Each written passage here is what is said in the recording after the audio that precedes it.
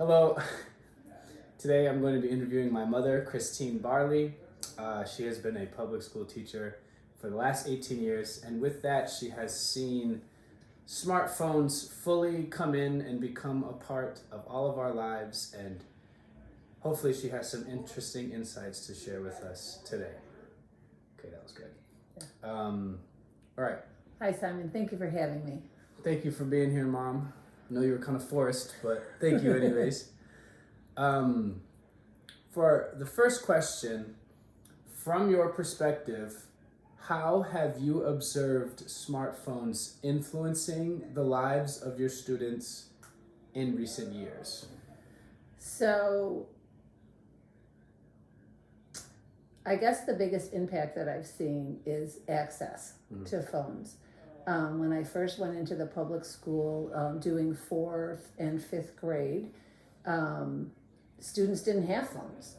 So any impact would be seen outside of my school day. Things that happened outside that were connected to students having phones, such as who texted who or who Snapchatted who, was not part of our daily life as a 4th and 5th grade teacher. Over the years, most recently, I would say over the past 3 to 4 years, post pandemic and post pandemic, many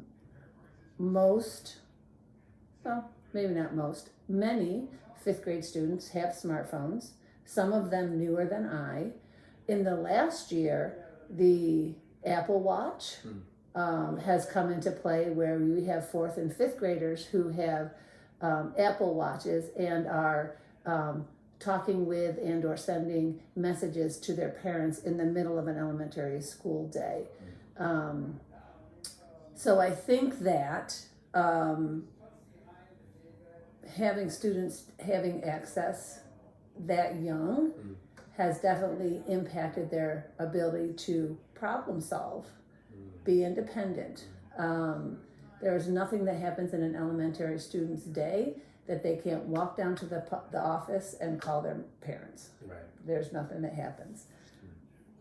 All right. Thank you. So, building off of the ability to be independent and all that, how do you think smartphones have influenced the cognitive development specifically of students in terms of attention span, memory, and critical thinking skills? I think that that's actually probably one of the biggest impacts, because the way that you read on a device is you flip up the screen, and that's not how reading text is. Text is left to right. Additionally, everything happens on the smartphone fast, whether it's a video clip or clicking through sites or just scrolling and on Instagram. And yes, there are laws and limits of what students are supposed to access, but they lie about their birthday, right? So they have access to Instagram and TikTok, and because of the immediacy, how fast it happens, the way that it orients the eye and the brain development, students don't know how to occupy themselves if they get bored. Their immediate thought is well, let me grab a phone, let me grab a screen, so that I'm not bored. Right. They also so that really, like an attention span thing right there, because they don't know how to get over that something. I'm not getting visual input, so I can't attend to something that's going on auditory or something that's less visually stimulating. Was the second part cognitive development? Memory and critical thinking. So memory. Students feel like they don't have to memorize anything. We've had a number of discussions and about, for example, memorization of multiplication facts, right? And I've had a student say to me, well, why do I have to do that? I'll just ask Alexa, right? You know, and what was the third piece? Critical thinking. Critical thinking. You know, that is connected to problem solving, right? So are they thinking of things that are outside the box, or are they just looking up on their phone? Well, I'm just going to Google it. So no innovative or unique things are happening in their brain because they're just instantaneously getting an answer to a curiosity that they have. So if they get an answer to the curiosity, they have the answer. They're not going to think deeper about it. And, right, 9 and 10-year-olds, again, 4th and 5th grade, 9 and 10-year-olds aren't looking at a website or what they're reading or what they're watching on YouTube to see if it's a valid site. I mean, they could be watching something that is completely just propaganda or made up, and believe it, and they believe it. Yeah. It is definitely a big danger of the internet is not fact checking.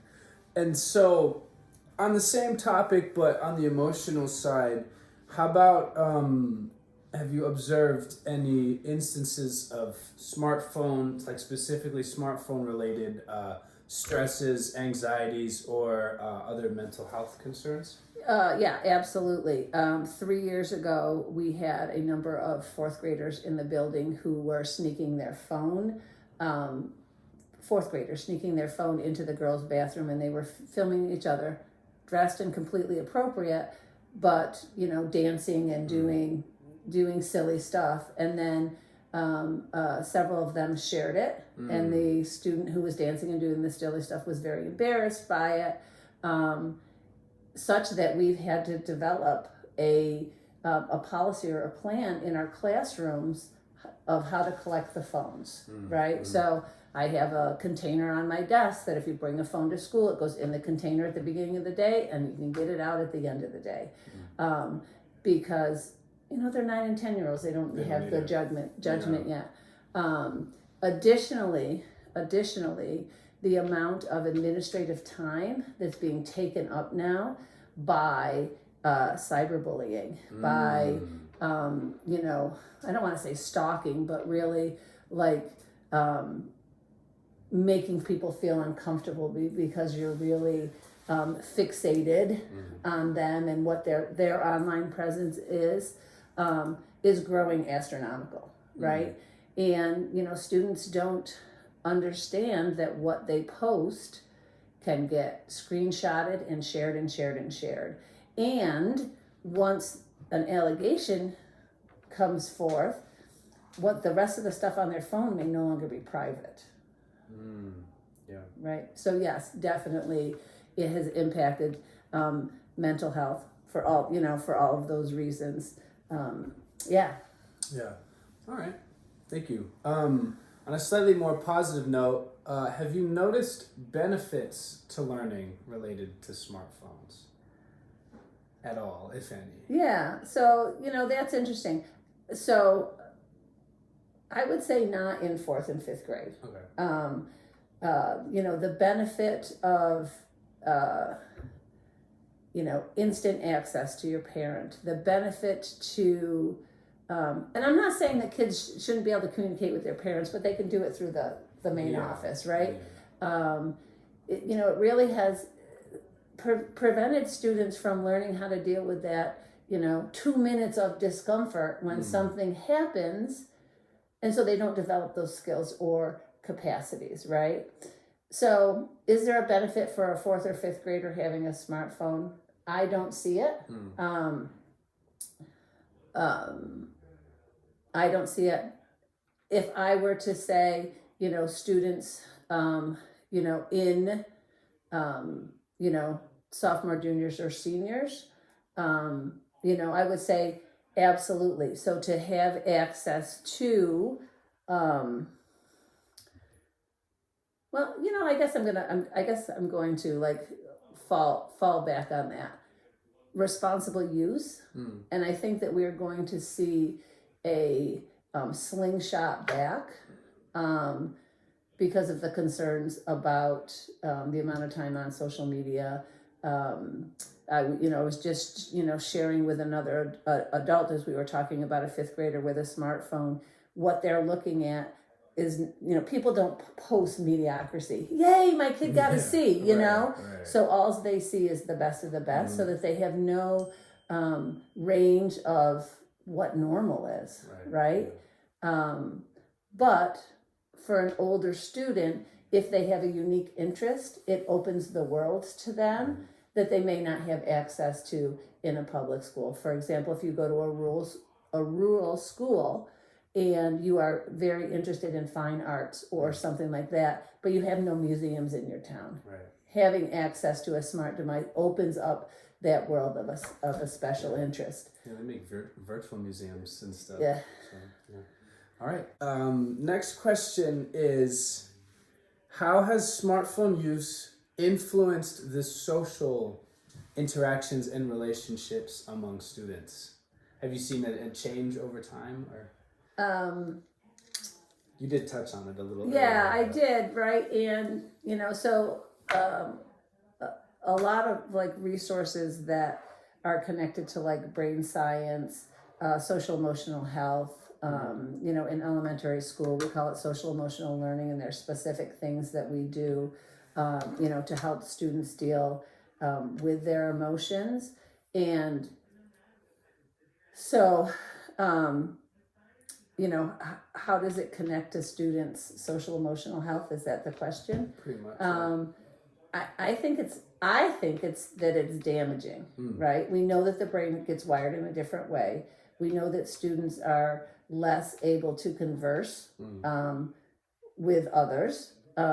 We know, right, that the ability to handle group dynamics is changing in ways that we have to be very thoughtful in, teaching students at 9 and 10, right? You have to say to your group member, would you like a turn? Right. Whereas 15 years ago, when we did group work, all kids were hands in, right? And that has definitely changed. So I also think that the generations of students that I'm teaching right now have had smart devices in their hands since infancy. And I think that the impacts that I'm seeing may not necessarily be because that student has their own smartphone, but that they've had access to a device as almost a pacifier to keep them calm, to keep them entertained since babies. Yeah. So I don't think that they develop those skills as you would as a 2, 3, 4-year-olds when you're just playing with a group of kids and it doesn't always go your way. Right. Yeah, that makes sense. I mean, I've noticed even amongst my college age peers that there's a slight difference between people who have grown up with phones earlier than someone like me who got their first smartphone in the 9th grade. And I've noticed a difference, which is pretty interesting. Yes, that's because you had mean parents. So mean. They only wanted the best for me.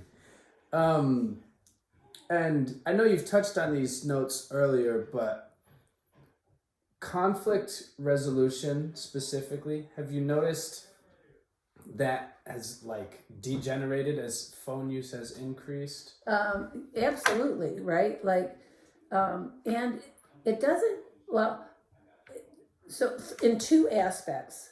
One, kids are able to access their parents quickly. So if they have any feeling of discomfort, right, they're connected to their parents. They're letting their parents know. If they forget an instrument, right, and they're like, oh, I have lessons today, I can't believe I forgot my instrument again, that they'll immediately call their parents. Versus, right, having to go talk to the adult and handle, I forgot my instrument again, what do you suggest, right? So that's just the conflicting emotions that go along with being an elementary student.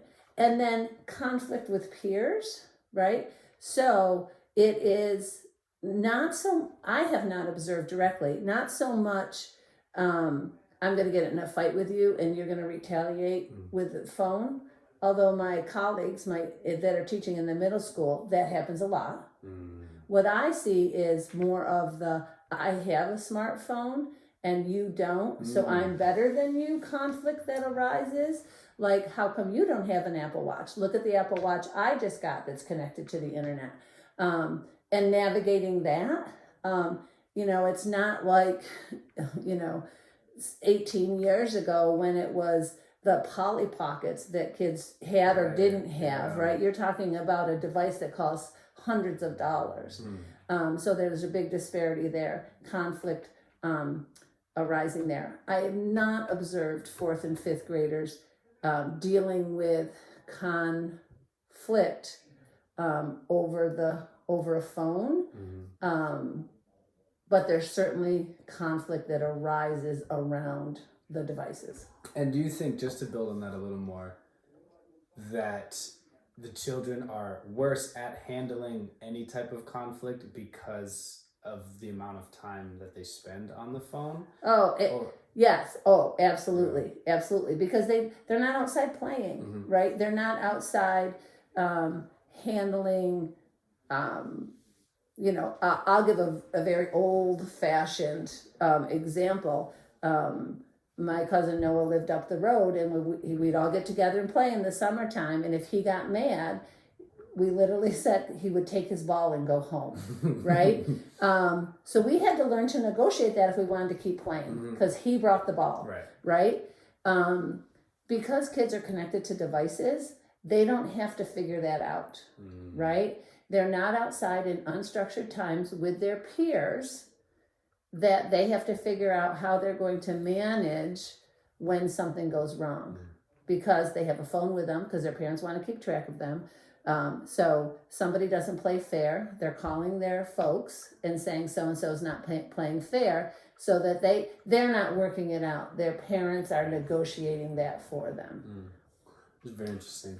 I've noticed too, again, with peers my age, I've actually learned a new term. It's called phubbing, phone snubbing. I don't know if you've heard of it, but it's a thing that happens when there's any type of, this happened, I saw it a lot in high school as well, but specifically in college, when there's any type of discomfort in the air, or this conversation goes a way that's not nice and pretty for everyone, everybody's all of a sudden on their phones, so they can kind of check out and not be accountable for what's going on socially in front of them. And it's interesting because that translates to even when pleasant conversations and stuff. I will notice I'll be talking with my friends and they'll be like, yeah, but they'll be scrolling, half listening. And I feel like that is also a consequence that is going to get worse over time. I think. I am only hopeful that as the research, as more research is done and more information is out there about the detrimental effects on young people and smartphones, that we'll have that pendulum swing back in the other way, where parents are educated and they're not putting an iPad in a baby's hands, and really letting them embrace the world, and all that comes with it. I'm hopeful as well. I think you're right, though. I think there will be a shift pretty soon, actually. I have a feeling.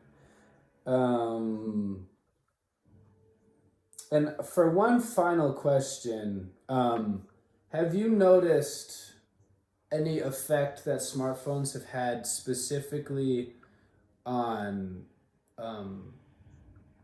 student to teacher interactions? Has there been a change with that, more so than student to student? The only change I've seen with 4th and 5th graders is students who are addicted to their device, right? Who spend all of their time on their device.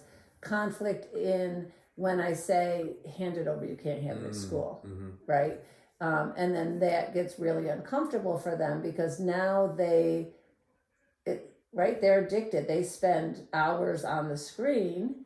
And again, that is for 9 and 10-year-olds, that is few and far between, but I've experienced it with 3 different students now across my career. I think that in talking with my colleagues in middle and high school, that there is a lot of student-teacher conflict because a teacher may have a policy of, your phones aren't out, your phones are off when you're in my class. So the phone's in the pocket, but the kid gets a text, right? And so the immediacy of I have to check what that is overrides the teacher policy. And then they get a warning, they get their phone taken away, it escalates up the ladder. And I know my colleagues are trying, clever ways to handle that, such as you got to plug your phone into the charging station so that they'll have a charging station in their classroom with little shoe sleeves. And kids have to put their phone in the shoe sleeve, charging it, so they can't have it on they can't have it on them. So we as adults now are trying to, manage that. Should we have to manage it? Personally, I don't think so. I think that if a kid has to have a phone, you put it in, well, it's been on my desk, but it's in your backpack. When you come in school, turn it off. It's in your backpack, turn it off when you leave. Turn it on when you leave at the end of the day.